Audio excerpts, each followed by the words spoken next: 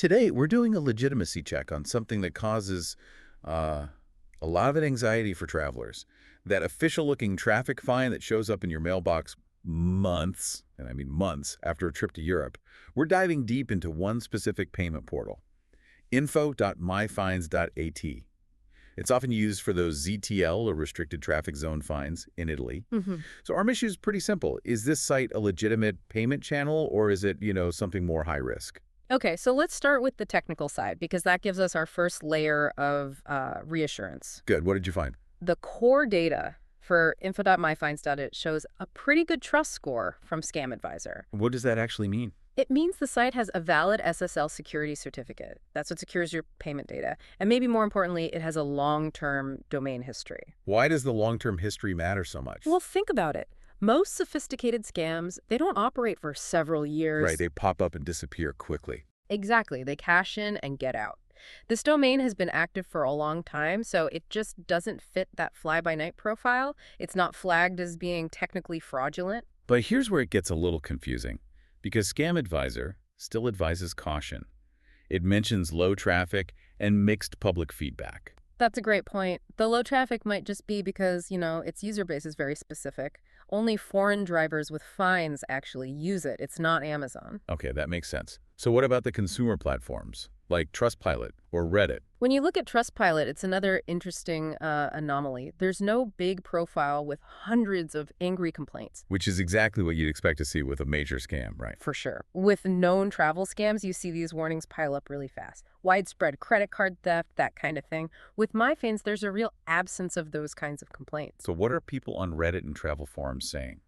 That really confirms the nuance here. A lot of travelers say they got the notice late, they used MyFines, and crucially, they could log in and see photo evidence of their violation. That transparency seems key.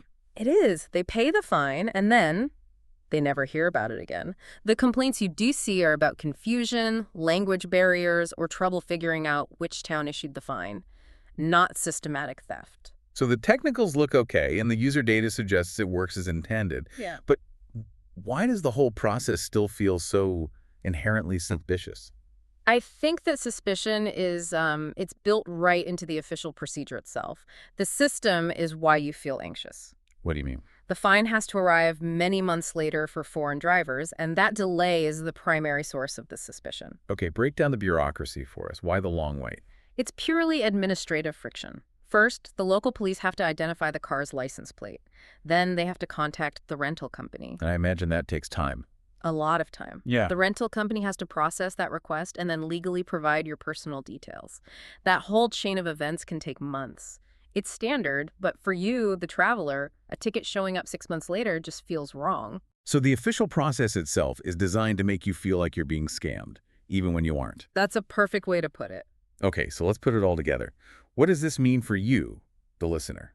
Based on everything we've seen, MyFines appears to be a legitimate, if sometimes frustrating, payment platform. Yes. The main risk isn't from the site being a scam or stealing your data.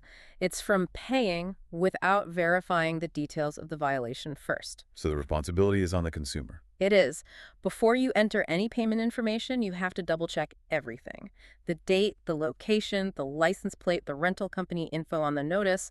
Does it all line up perfectly with your own records? That verification step is absolutely critical. All right, here's a final thought for you to explore.